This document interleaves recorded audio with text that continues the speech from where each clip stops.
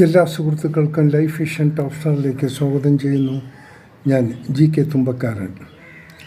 ഇന്നലത്തെ ഒരു വാർത്ത വളരെയധികം ഞെട്ടലുണ്ടാക്കി. കരുനാഗപ്പള്ളിക്ക് സമീപം താര എന്ന ഒരു അമ്മയും 2 കുഞ്ഞുങ്ങളും മുറിക്കുള്ളിൽ സ്വയം തീ കൊളുത്തി ആത്മഹത്യ ചെയ്തു. ദുഃഖകരമായ വാർത്തയാണ്. ആ വാർത്ത കഴിഞ്ഞ് 12 മണിക്കൂറിനുള്ളിൽ തന്നെ വീണ്ടും മറ്റൊരു വാർത്ത. അത് ഏറ്റുമാനൂരിൽ നിന്നും കിട്ടുന്ന മറ്റൊരു നടുക്കുന്ന വാർത്തയാണ്. ജിസ്മോൾ എന്ന ഒരു അഭിഭാഷകയും 2 പെൺകുട്ടികളും മീനച്ചൽ ആറിൽ ചാടി ആത്മഹത്യ ചെയ്ത സംഭവം റിപ്പോർട്ട് ചെയ്യുന്നു. യഥാർത്ഥത്തിൽ നമ്മുടെ കേരളം എന്താണ് ഇങ്ങനെയുള്ള ദുരന്ത മരണങ്ങൾക്ക് സാക്ഷ്യം വഹിക്കുന്നെന്ന് മനസ്സിലാകുന്നില്ല. ഒരു വശത്ത് രാഷ്ട്രീയം കൊണ്ട് ആകെ മനുഷ്യൻ പൊറുതിമുട്ടിയിരിക്കുന്നു. മറുവശത്ത് ജീവിത പ്രാരാബ്ധം കൊണ്ടോ അല്ലെങ്കിൽ മാനസിക സമ്മർദ്ദം കൊണ്ടോ അല്ലെങ്കിൽ മറ്റെന്തും കാരണങ്ങളാൽ ജീവിച്ച് കൊതി തീരാത്ത കുഞ്ഞുങ്ങളുമായി ആത്മഹത്യ ചെയ്യുന്ന അമ്മമാർ. ഇതിനെപ്പോഴൊരു അവസാനം കാണുമെന്ന് നമുക്കൊന്നും പറയാൻ സാധിക്കുന്നില്ല. ഈ അഡ്വക്കേറ്റ് ജിസ്മോൾ ഹൈക്കോടതിയിൽ പ്രാക്ടീസ് ചെയ്യുന്ന ഒരു അഭിഭാഷകയാണ്. ഒരു അഭിഭാഷകനെന്നാൽ അവർ ഒരു സാധാരണ സ്ത്രീയായി നമുക്ക് കാണാൻ പറ്റില്ല. വളരെ സാമർഥ്യവും വളരെ കഴിവും ഉണ്ടെങ്കിൽ മാത്രമേ ഹൈക്കോർട്ടിൽ വരെ പ്രാക്ടീസ് ചെയ്യാൻ പറ്റൂ. ഇതൊരു തുറന്ന സത്യമാണ്. എന്നാൽ ഈ ആത്മഹത്യയുടെ പിന്നിൽ എന്തൊക്കെയാണ് ഒളിഞ്ഞിരിക്കുന്ന സത്യങ്ങളെന്ന് ഇതുവരെയായി വ്യക്തമായ ന്യൂസ് നമുക്ക് ലഭ്യമല്ല. എങ്കിലും പോലീസ് തന്നെ കണ്ടുപിടിച്ച് ഉള്ള സത്യങ്ങൾ പബ്ലിക്കിന് അറിയാൻ സാധിക്കുമെന്ന് വിശ്വസിക്കാം.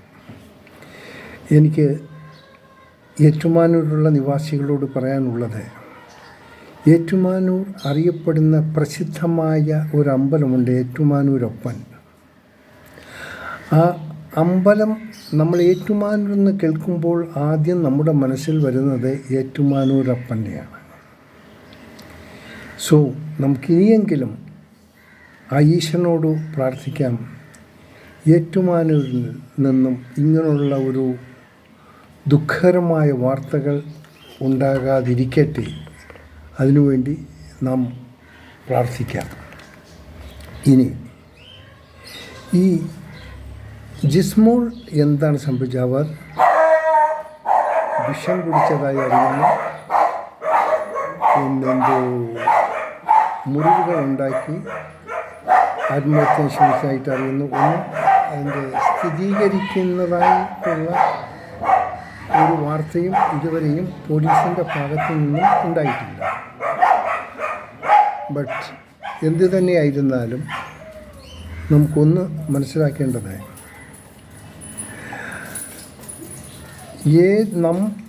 ആരെ വിശ്വസിച്ചാലും ആരെ സ്നേഹിച്ചാലും നമ്മുടെ അവസാന ശ്വാസം വരെ അവർ നമ്മോടൊപ്പം ഉണ്ടാകും എന്ന് 100% ആരും തന്നെ കരുതരുത്. അതിൽ അറ്റ്ലീസ്റ്റ് 1% നമ്മൾ ബാക്കി വയ്ക്കണം.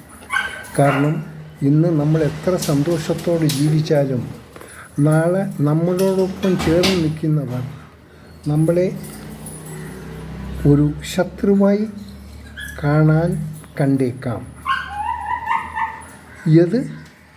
അത് നമ്മൾ എപ്പോഴും നമ്മുടെ മനസ്സിലുണ്ടായിരിക്കണം. ആ ഒരു വിശ്വാസം നമ്മുടെ മാതാപിതാക്കളായിരുന്നാലും ശരി, സഹോദരങ്ങളായിരുന്നാലും ശരി, മക്കളായിരുന്നാലും ശരി, ഈവൻ ഭർത്താവായിരുന്നാലും ശരി, ആരാണേലും ഏത് സമയത്തും ഒരു പക്ഷേ നമ്മിൽ നിന്നും അവർ വേർപെട്ടെന്ന് വരാം, നമ്മളെ മാനസികമായി ഉപദ്രവിച്ചെന്ന് പറയാം, ഒരുപക്ഷെ അവരുടെ ജീവിതത്തിൽ നിന്ന് തന്നെ നമ്മളെ അകറ്റിക്കളഞ്ഞെന്നും വരാം. ഇത് സ്വാഭാവികമായി സംഭവിച്ചുകൂടായികയില്ല, സംഭവിക്കും. ഈ ഒരു ഓർമ്മ ഏതൊരു സ്ത്രീക്കും പുരുഷനും ഉണ്ടായിരിക്കണം. കാരണം ഇവിടെ ആർക്കും ഒരു ഗ്യാരൻറ്റിയുമില്ല. ഇനി ആത്മഹത്യ ഏറ്റവും മോശമായ ഒരു പ്രവണതയാണ്. നമ്മളെ മനസ്സാക്ഷിയോടുകൂടി നാം തന്നെ ഓരോരുത്തരും നമ്മുടെ സ്നേഹമെല്ലാം അർപ്പിച്ചു കഴിയുമ്പോൾ അവർ നമ്മളെ വഞ്ചിച്ചെന്നറിഞ്ഞാൽ ആ വഞ്ചനയിൽ മനം തൊന്ന് ഒരിക്കലും നമ്മൾ ആത്മഹത്യ ചെയ്യരുത്. മറിച്ച് അവരുടെ ഫ്രണ്ടിൽ നാം ജീവിച്ച് കാണിച്ചു കൊടുക്കണം. ഇതിന് പ്രധാനമായി വേണ്ടത്, നിങ്ങളെപ്പോഴും ചെയ്യേണ്ടത്, സ്ത്രീ ആയിരുന്നാലും പുരുഷനായിരുന്നാലും, നിങ്ങൾക്കെപ്പോഴും ആത്മാർത്ഥതയുള്ള 1-2 സുഹൃത്തുക്കളെങ്കിൽ നിങ്ങൾക്ക് ഉണ്ടായിരിക്കണം. നിങ്ങളുടെ സന്തോഷങ്ങളും ബുദ്ധിമുട്ടുകളും പരസ്പരം പങ്കുവയ്ക്കാവുന്നതൊക്കെ പങ്കുവയ്ക്കണം. ഒരുപക്ഷേ നിങ്ങൾ ഒരു അവിചാരിതമായ ഒരു സാഹചര്യത്തിലാണ് പെടുന്നെങ്കിൽ നിങ്ങളുടെ സുഹൃത്തു വലയങ്ങൾ നിങ്ങളുടെ സുഹൃത്തുക്കൾ കൂടി അതിനെ അനായാസം തരണം ചെയ്യാനുള്ള ഒരു സാഹചര്യം ഉരുത്തിരിയും. ഒരു സ്ത്രീക്ക് ഒരു ഭർത്താവോ ഉണ്ടെങ്കിൽ, ഒരു ഭർത്താവിന് ഒരു സ്ത്രീ ഉണ്ടെങ്കിൽ, എല്ലാം ഏത് സമയത്തും നാം വിചാരിക്കുന്നുള്ള കാര്യങ്ങൾ നടക്കണമെന്നില്ല. ഒരു പക്ഷേ നിങ്ങൾക്ക് എന്തെങ്കിലും മിസ്അണ്ടർസ്റ്റാൻഡിങ് ഉണ്ടായാൽ ചെറിയ കാര്യത്തിന് ചിലപ്പോൾ നിങ്ങൾ സെപ്പറേറ്റായി പോകും. അത് ഒരു രീതിയിലും മനസ്സിൽ ഓർക്കാത്ത ഒന്നായിരിക്കും. അങ്ങനെ സംഭവിക്കുമ്പോഴാണ് ഈ ഫ്രാക്ഷൻ ഓഫ് സെക്കൻഡിൽ നമ്മുടെ ജീവിതം അവസാനിപ്പിച്ച് കളയാം എന്നൊരു തോന്നലുണ്ടാകുന്നത്. നിങ്ങൾക്കറിയാം, ഏറ്റുമാനൂരിൽ ഇതിനു മുമ്പ് ഒരു അമ്മയും 2 കുഞ്ഞുങ്ങളും ട്രെയിനിന് മുമ്പിൽ തലവെച്ച് മരിച്ചത്. അവരൊത്തിരി ഫൈറ്റ് ചെയ്തു. പക്ഷേ അവിടെയും അവർക്ക് പറ്റിയ ഒരു അബദ്ധം, അവർക്ക് ശരിക്കും അവരുടെ ദുഃഖങ്ങൾ ഇതൊക്കെ പങ്കുവയ്ക്കുന്ന ഒരു സുഹൃത്തുക്കളും ഇല്ലായിരുന്നു. അങ്ങനെ സുഹൃത്തുക്കൾ ഉണ്ടായിരുന്നെങ്കിൽ അവരും ആ 2 കുട്ടികളും ട്രെയിനിൽ മുന്നിൽ ചാടി ആ ജീവൻ അവരവസാനിപ്പിക്കില്ലായിരുന്നു. ഇതേ എനിക്ക് ഇപ്പോൾ ഈ ജിസ്മോളോടും പറയാനുള്ളത്. ഇനിയും പല ജിസ്മോളുകളും പലരുമൊക്കെ കണ്ടേക്കാം. ദയവ് ചെയ്ത് നമ്മൾ പറയുന്നു, ജീവിതത്തിൽ ഒന്നും നമ്മുടെ സ്വന്തമല്ല. ജീവിക്കുന്നിടത്തോളം കാലം ആരെങ്കിലും നമ്മുടെ ഒപ്പം ഉണ്ടെങ്കിൽ, മാതാപിതാക്കളായോ ഭർത്താവായോ സഹോദരങ്ങളായോ മക്കളായോ, അതുള്ളത് നമ്മളൊരു ബോണസായി കാണുക. നമ്മുടെ അവസാനം വരെ ഉണ്ടാകുമെന്ന് ആർക്കൊരു ഗ്യാരൻറ്റിയുമില്ല. നാം സ്നേഹിക്കുന്ന നമ്മുടെ ഒപ്പം ഉണ്ടാകുമെന്നോ, ഒരു പക്ഷേ നമ്മളെ സ്നേഹിക്കുന്നവരോടൊപ്പം നമ്മളുണ്ടാകുന്നു, ഇവിടെ ഒരു ഗ്യാരൻറ്റിയുമില്ല. കഴിയുന്നതും വലിയ മോഹങ്ങൾ, ഇങ്ങനെയുള്ള കാര്യങ്ങൾ വയ്ക്കാതിരിക്കുക. നമ്മൾ ജീവിക്കണം, നമ്മൾ ജീവിക്കേണ്ടവരാണ്. ആരെയും പറ്റിക്കാതെയും ആരെയും വിഷമിപ്പിക്കാതെയും നമ്മൾ ജീവിക്കാനാണ് ശ്രമിക്കേണ്ടത്. ഒരു ആത്മഹത്യ കൊണ്ട് നമുക്കൊന്നും നേടാനില്ല, യാതൊന്നും. അതുകൊണ്ട് എല്ലാ സുഹൃത്തുക്കളോടും ആത്മാർത്ഥമായി എനിക്ക് പറയാനുള്ളത്, എന്ത് ബുദ്ധിമുട്ടുകളുണ്ടെങ്കിലും എന്ത് വിഷമങ്ങളുണ്ടെങ്കിലും അതിനെ അതിജീവിക്കുക. നിങ്ങൾക്ക് തന്നെ എത്രയോ വികലാംഗർ, കൈയില്ലാത്തവർ, കാലില്ലാത്തവർ, അവർ വീൽ ചെയറിൽ പോയി അവരെന്നും ജീവിക്കാൻ ശ്രമിക്കുന്നു, പരിശ്രമിക്കുന്നു, ജീവിക്കുന്നു. കണ്ണ് കാണാത്തവർ അവരും സന്തോഷമായി ജീവിക്കുന്നു. അംഗവൈകല്യം വന്നവർ അവരും സന്തോഷമായി ജീവിക്കുക. എന്തിന്? വലിയ ക്യാൻസർ രോഗം പിടിച്ചവർ, ക്യാൻസർ രോഗികളും അവരും ആത്മവിശ്വാസത്തോടെ അവർ ജീവിക്കുന്നു. നമ്മളായിട്ട് ഒന്നിനും ഒരു അവസാനം കൊടുക്കാതിരിക്കുക. നാം നമ്മളെ ശിക്ഷിക്കാതിരിക്കുക. നമ്മൾ ആരെങ്കിലും ശിക്ഷിക്കുന്നെങ്കിൽ ആ ശിക്ഷ അവർക്ക് ഈശ്വരൻ കൊടുക്കും.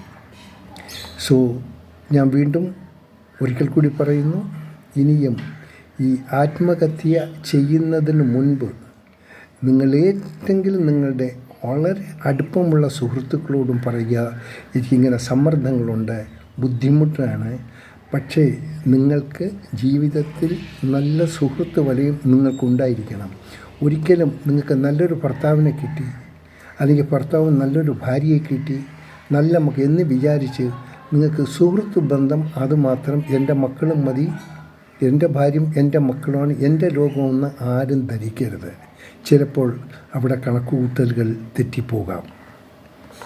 തെറ്റിയ പല ഭാഗങ്ങളുണ്ട്, പലരുടെയും കണക്കിൽ തെറ്റുണ്ട്. അതിൽ മനം തോന്ന് മദ്യപാനിയാകുകയോ മയക്കുമരുന്നാകുകയോ അല്ലെങ്കിൽ ആത്മഹത്യ ചെയ്യുന്നതല്ല തൻ്റെ ഇടമെന്ന് പറയുന്നത്, അത് തോൽവിയാണ്. സോ ദുഃഖമുണ്ട്. ഇനിയും ഇങ്ങനെയുള്ള ദുഃഖവാർത്തകൾ നമുക്ക് കേൾക്കാതിരിക്കട്ടെ എന്ന് നമുക്ക് ദൈവത്തിനോട് പ്രാർത്ഥിക്കാം. കാണാം വീണ്ടും അടുത്ത വീഡിയോയിലൂടെ. Thank you.